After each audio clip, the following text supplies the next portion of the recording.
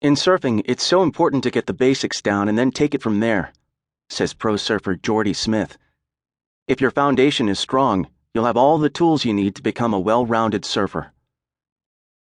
On land, you learn to crawl, then to walk. On water, you learn to float, then kick, then breathe, then swim, then surf. I'll give you a quick example of what happens when you skip the first step. I was recently visiting a number of startups clustered around one another in a series of buildings called an innovation park. As I walked from office to office and lab to lab, I was introduced to the principals at each company. The passion and high energy in each setting was palpable. One startup was working on a new design for solar panels that could improve output by as much as 7%, a very substantial number in the world of solar energy.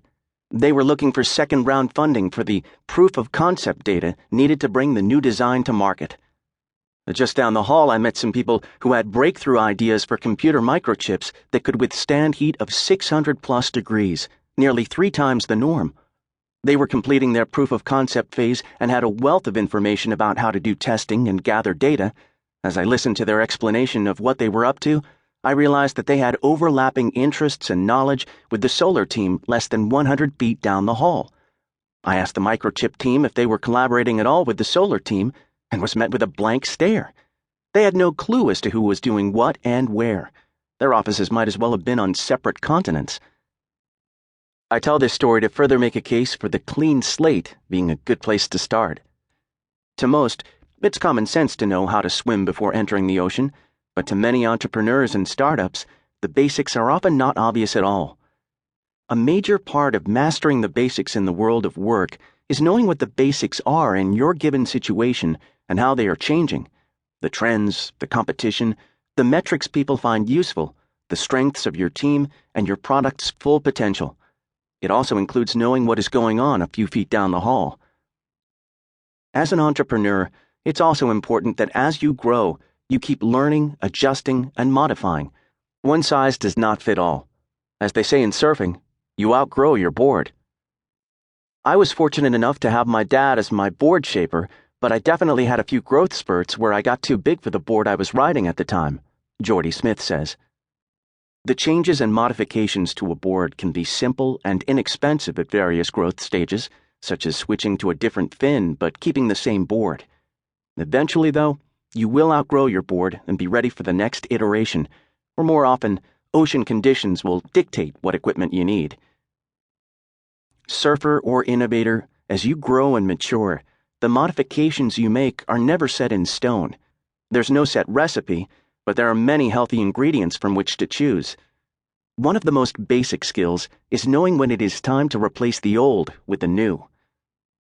For example, former pro surfer Conan Hayes noticed the toll of age and injury on even the best surfers on the world tour, given the repetitive nature of their lives, the injuries, the arduous travel, and the long periods on the road.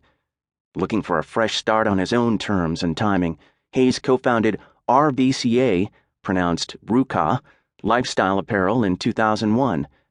Ruka quickly became a hit with surfers and skateboarders everywhere. After selling Ruka to Billabong in 2010, Hayes continued on his journey out of the water. Or consider Kelly Slater, surfing's iconic double-digit world champion. I saw a t-shirt once that read, "Jordan plus Kobe equals Slater." This is a reference to the fact that Slater has more world titles than Michael Jordan and Kobe Bryant combined.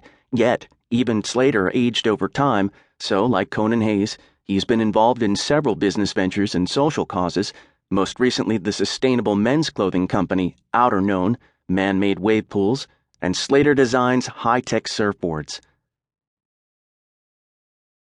The bigger the wave, the harder you prepare. I live about 30 miles north of one of the most famous and dangerous big wave surf spots in the world, Mavericks. Big wave surfers come from far or near when Mavericks is on, and entire books have been written about its unique history.